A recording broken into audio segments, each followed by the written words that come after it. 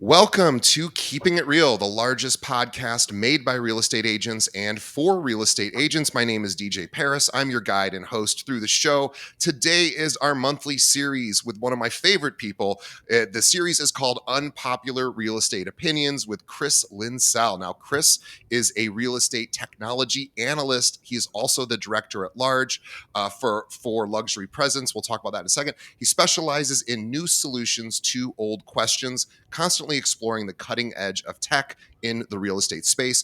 Chris has had many years of experience as a licensed realtor in the state of Michigan, has worked also as a marketer, a digital strategist, a journalist, a trainer for major national brands like Berkshire Hathaway Home Services of Michigan, Coldwell Banker Schmidt Realtors. Chris is currently, again, director of content with Luxury Presence, a great firm if you are looking for a realtor website. Chris is also an accomplished musician, actor, and speaker. Chris is engaged with audiences in sizes ranging from 30 to 3,000. He is almost always every year at the National Association of Realtors convention, usually getting the biggest audiences. He speaks at conventions and all sorts of events all over the country. To learn more about Chris and where he's going to be, chrislinsell.com. Chris, welcome back to the show. DJ, thanks for having me. I think we got to cut that intro down a little bit. No way. I appreciate all of the love, but we got things to talk about. You don't just want to hear about what I've been up to. We got things to get into here. Well, let's get right into it. Okay.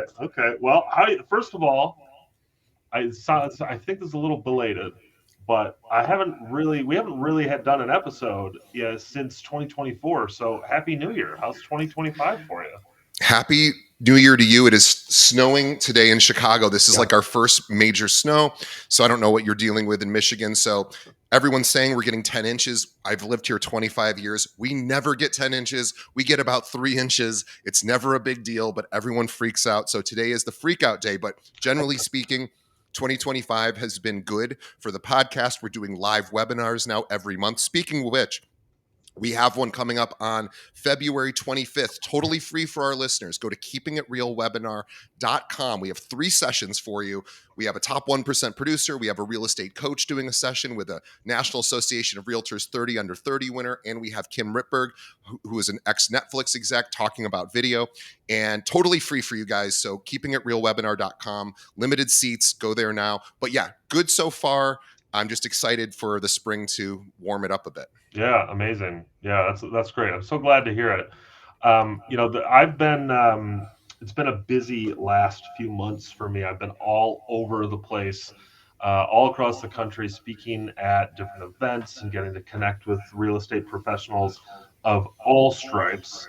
And there's a lot happening right now in the industry, in the markets, and frankly, when it comes to what's important to real estate professionals, the line keeps moving. We keep getting these different kind of watermarks of what's important, what's driving change. And I guess I'd love to just kind of start off chatting a little bit with you about some of the continued news and conversation around commissions. Let's do it. It feels like we are seeing continued downward pressure on general commission amounts. I'm seeing the headline, the end of 6% commissions, thrown across lots of different news outlets, both big national ones and industry-specific ones. I mean, what are you hearing, DJ, from your position? Is this a topic that's coming up with your people? What I'm hearing is realtors being very nervous about sellers wanting to test the waters of not paying a buyer commission. So I'm not hearing as much of agents going from 6% down. I'm hearing agents saying, I'm dealing with sellers who aren't interested in paying the other side. And of course, we know now that there's a buyer commission agreement that we do beforehand. But still, it becomes very difficult to sometimes make that transaction work when the buyer now is coming up with X amount of money to compensate for, sometimes the seller not wanting to play ball. Yeah. So from a commission perspective, I believe, yes, we are seeing some pressure. I am seeing a lot more 5% commissions than I was seeing 6% in the past. Yeah. It's interesting. I'm seeing similar. Um, I'm seeing similar reactions from my market and from the markets that I keep a close eye on by virtue of my relationships. But I do think that there is more to this story. And, this is somewhat of an unpopular opinion, hence the title of the segment here. But commissions are under pressure, not just because of lawsuits and because emerging and continuing to change public perception of the work that real estate professionals do. There is lots of factors involved here, including the clear cooperation policy. Yeah. And I want to bring this up because not everybody draws a line between clear cooperation and commissions, and I think it's important to do so. So if you're not familiar with the clear cooperation policy, this is the policy the National Association of Realtors has in place that essentially mandates members, realtors, to list a property on the MLS within one business day of beginning to market that property. So marketing is a bit of a broad term, and they interpret it as such. But putting the sign in the front yard is marketing the property. A post on social media about the property and its price. This is marketing the property. In fact, there are even interpretations of this policy that don't even include the details. You could just have a single photo of the home and some sort of language insinuating that this property is available for inquiries. There's a lot of challenge that comes along with this policy, and I have personal opinions on this that I think. I'm happy to share at a different time. But long story short, the quick cooperation policy is controversial. It is a continued focus of conversation within the industry right now, and it is providing some of this lateral pressure on commissions because home sellers, especially, are realizing that if clear cooperation wasn't a mandate, they would have much greater control over how their property is marketed and what the strategy for potentially selling their property would be. And by extension, they would have a greater control over how commissions get determined and have better confidence and authority as to where those commissions go. So these are really tangled issues, and we don't like to think about them as being related, but the reality is they are.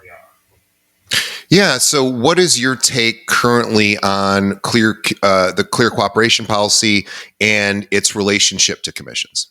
So I think that the clear cooperation policy makes the commission conversation, frankly, more difficult. Because when you have a mandate to list a property on the MLS, you also have somewhat of an implied responsibility as a property seller to continue what you believe to be are the traditional commission levels. And I want to make it totally clear there is no requirement on that.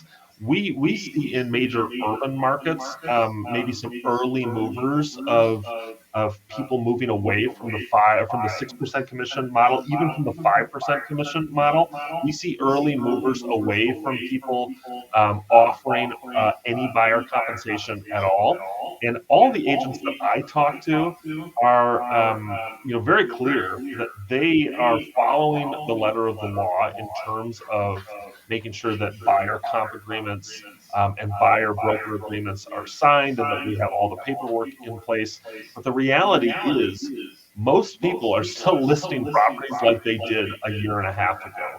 They're still offering a buyer side compensation. They're still offering this cooperative package.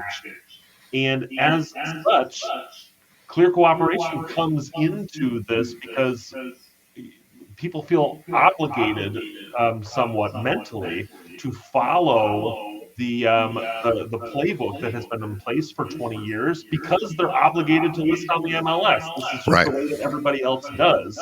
I think, genuinely speaking, if CCP wasn't this mental or wasn't a mandate in place in its current form, we would see sellers taking control a little bit more over how compensation docs were drafted. Would that mean that compensation would be lower? I don't think necessarily. I just think that there would be a little bit more of an active conversation. Yeah. So if you were an agent right now, what might you do to ensure that your business can run as usual now that buyers and sellers are becoming more aware of some of these changes? They're becoming aware that options exist Yeah, that maybe didn't in the past, or at least some are becoming aware. yeah. So, what do you think? Well, number one, what do you think is going to happen to agents who are part-time in the business? I'd like to actually Mm. let's go to that first, because I believe 71% of realtors in 2024 across the board, 71% across the country did not sell a home. Something it's near that number. Uh-huh. So we have a lot of people with licenses that are not using them. Yep. What's going to happen, number one, to those people? And then I'd like to ask about the remaining people that are Mhm. actually actively practicing, what you would suggest to them. Yeah. Let me start off by just kind of amending that stat that you just gave there. It's true, 70 plus percent of license holders didn't sell a home, but of that 70%, nearly half of themselves do not consider real estate to be their profession either. They're part-timers. Yeah. That's right. Part-timers, or they're retired and they're keeping their license as a vehicle for referrals, or they, got their license to help their daughter buy a house, or whatever the case may be. Like, let's just call a spade here. That 70 plus percent is like the number that the New York Post loves to grab onto, but Sure. in reality, most people who call this a job are selling at least a couple houses every year. But Yeah. some of them are not. But okay, so let's talk about the bottom end of performers.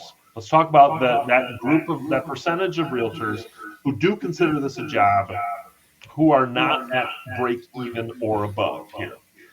If commission pressure continues, if we see, across the board lowering of commission prices or commission via this pressure from the market, via some sort of mandate from another lawsuit or from the federal government, the people who are operating at the low end of performance, the pressure on them to go do something else is going to be incredibly high. Yeah. Because frankly, if commissions go from 6 to 4%, it's going to take 30% more work just to break even where you are right now. Most people don't have that in them. So, my view on this is, if commissions slip, we're going to see a culling of the bottom end of this market, and I mean like not 5% of agents. I mean like 25% of Sure. agents are gone. And I don't mean in 5 years. I mean, we will see net negative membership in the National Association of Realtors for 5 years in a row, kind Yeah. of thing. Like it is that level of destructive to the bottom end of the market. Well, Go ahead. I'll jump in for a second. So one of our sort of side businesses here at where I work is we have you mentioned agents who just hold their license for referrals. Those are traditionally called holding companies. They're agents that aren't actively practicing. They want to keep their license active. They don't do anything with it, personally, they're not working with clients, but they will hopefully maybe get a referral. You can still get paid on a referral in a holding company. So anyway, just wanted to sort of make that clear for people that didn't know what that means. But here's what's interesting. So I started that company maybe, I don't know, 10 years ago. Last year, normally we get about 100 people joining a year. We do from all over the state of Illinois. We can hold people's licenses. And last year we saw, no joke, 465 people join our holding company in one calendar year, which means these are people that are really out. They're not practicing. They're just going to keep their license with us, pay us a tiny little fee, just in the off chance that they get a deal that they can refer, or, maybe they'll come back to it, down the road. But 400, that was a 4 times growth multiple. And I'm not that great of a marketer where I was able to hit these people 4 times harder. I've literally done the same marketing effort. It runs itself every single day for the last 10 years. And last year we just saw a mass exodus. So Wow. This is already starting to happen. Wow. And, frankly, and my apologies to anyone who this might offend, but good. Yeah. This is something the industry frankly needs. Is in desperate need of. And here's my rationale why. Imagine for a minute that football teams just had the I'm not sure if I'm allowed to say the name. Come after me, NFL. We just had the Super Bowl, and imagine if football teams in the Super Bowl had, instead of 53 man rosters, like you can have 53 guys in uniform. It might not be 53, so feel free to come at me in the comments if I don't have that right. But it's like in the low 50s. It's the number of people that you can put in a uniform for every game. Imagine if that was 250. Right. Imagine if you had 250 guys on each sideline, and 80% of them didn't even, not only were they not going to make it on the field, most of them had never played a snap. Right. Most of them don't even know the rules of the game. Right. It sounds, I recognize it sounds pretty straightforward and a little assertive here, but that is the state of the real estate industry when it comes to that bottom performing 70% or 30% or whatever that number is of people who are professionals but are not closing any business. These are folks who are not representing the industry well because they haven't taken the time to figure out how to invest in their own performance and thus create opportunities for themselves. And of course, there's always going to be exceptions to this. There's always going to be the people who try really hard, who educated themselves, who have worked really hard to build these connections, and stuff is just not working out for them. If that's you, I would love to help. Feel free to DM me on LinkedIn. I will give you some free advice if that is helpful for you. But I am confident I'm not going to get many of those DMs because most of the people who are in that bottom performing, they're just not taking this seriously. They're just not doing this the way it's supposed to be done. And thus, if we saw that commission compression, the lower portion of this market is really going to feel it. We're going to feel it, especially by virtue of this exodus of these folks. Now, I do want to point over for a second because let's talk about the high performers for a minute. The high performers, they're not going to feel this at all. In fact, this is going to be a reason for them to not only update their marketing with reasons why they still charge 6%. Some of them might start charging 7%. And I know that sounds paradoxical, but hear me out here. We have a clear identification, a line in the sand that has been drawn between those who are worth it and those who aren't. And those who are worth it are going to start saying, yeah, you pay me a premium price because I've sold 11 homes just like yours in the last 24 months.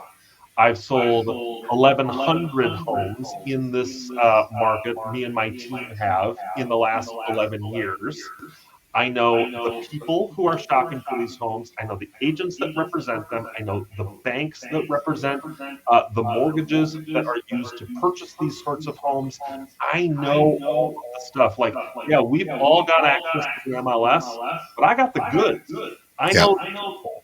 I've spent time getting into these markets in places that isn't available on the first page of Google. I'm worth it. I'm worth it for this. And this is another reason why clear cooperation, as it stands right now, if it is amended or removed, is going to be an accelerator towards creating a more succinct, high end, high performance portion of the real estate market. And that's going to be reflected in commissions as well. Yeah, I'll tell you too. I talk to a lot of, obviously, my podcast, I interview top one percenters. Not one of them has mentioned a concern around commissions. And I ask them, usually sometimes off camera, but I say, hey, what are you seeing? Are you seeing a compression? They say, not yet. We're not seeing that. And in fact, again, the exodus of the lower performers just gives opportunity for them to gobble up market share. Totally, 100%. And frankly, like that is the kind of the dirty little secret that nobody really talks about here. But if you do the math on it, it's pretty obvious.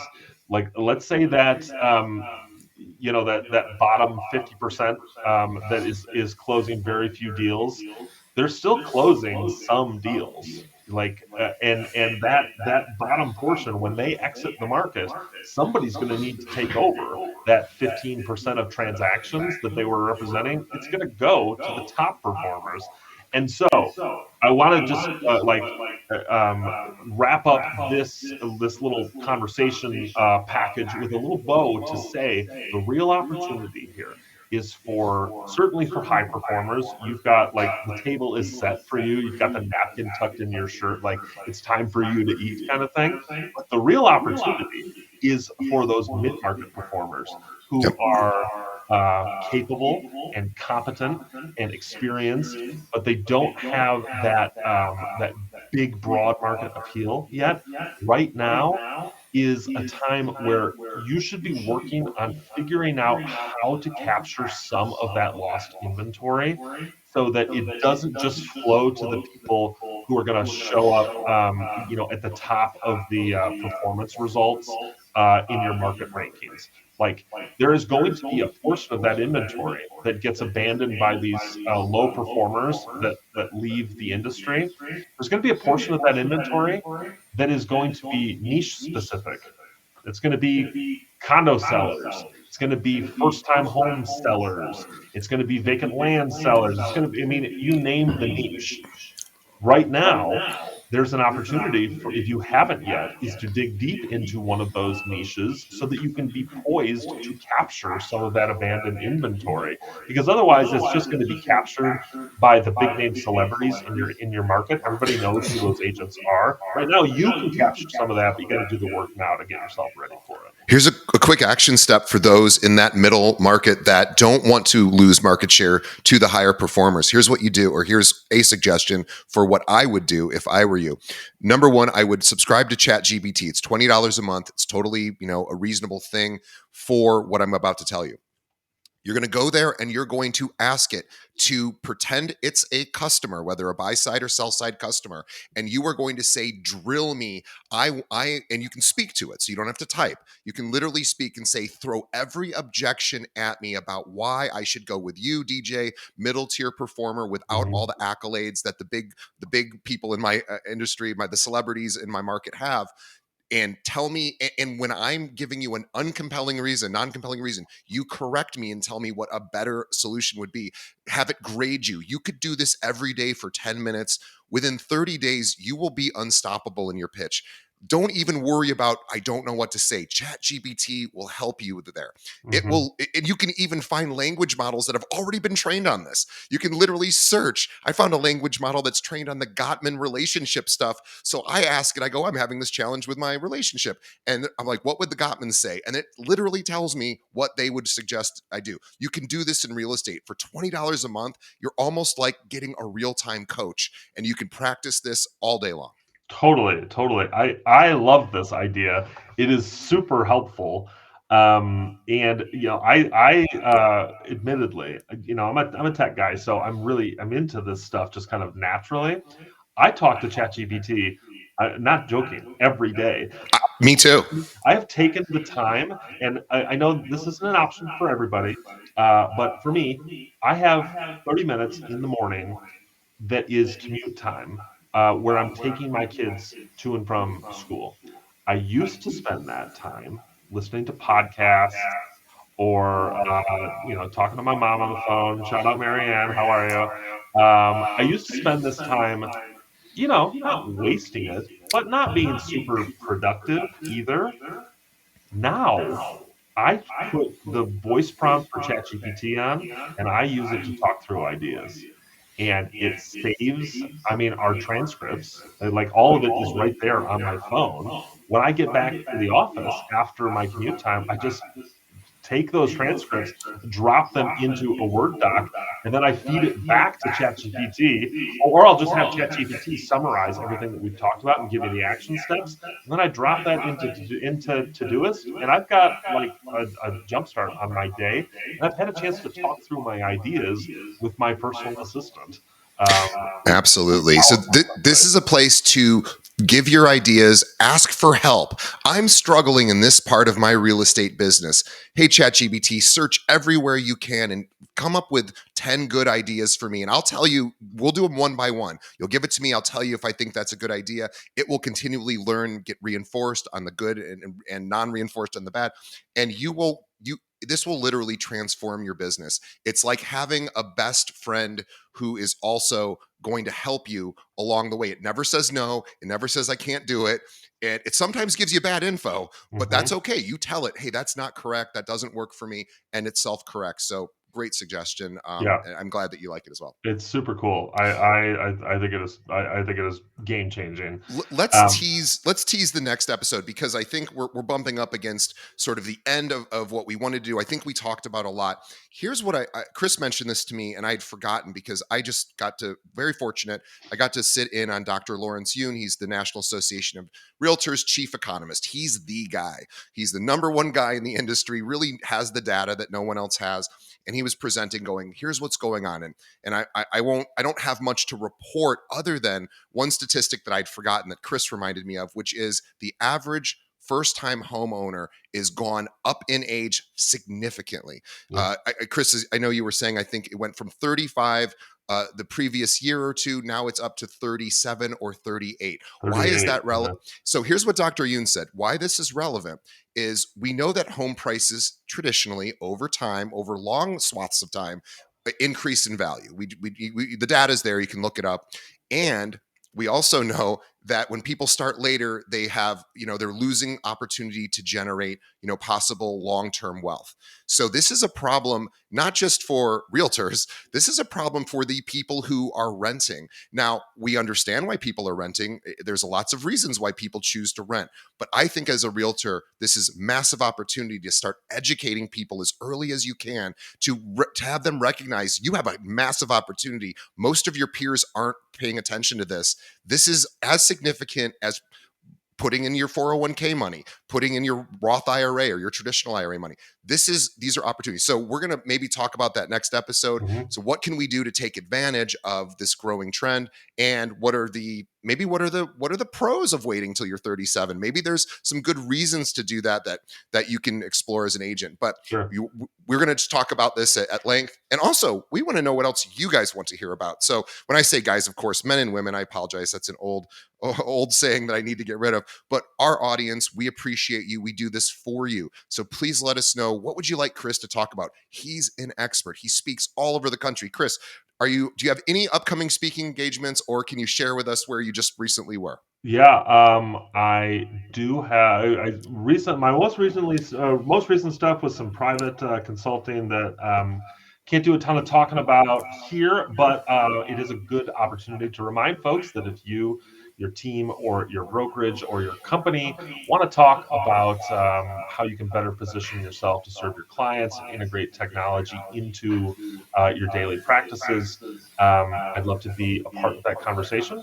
If you are looking to get a little Chris Linsell in your life and you happen to be a Real Estate One agent, I'm coming to your annual conference in beautiful Detroit, Michigan, just a couple of weeks here. So come see me in Detroit, Real Estate One. I'll be talking about AI. I'll be talking about the application of this incredible technology into your days, weeks, months, and years as a successful real estate professional.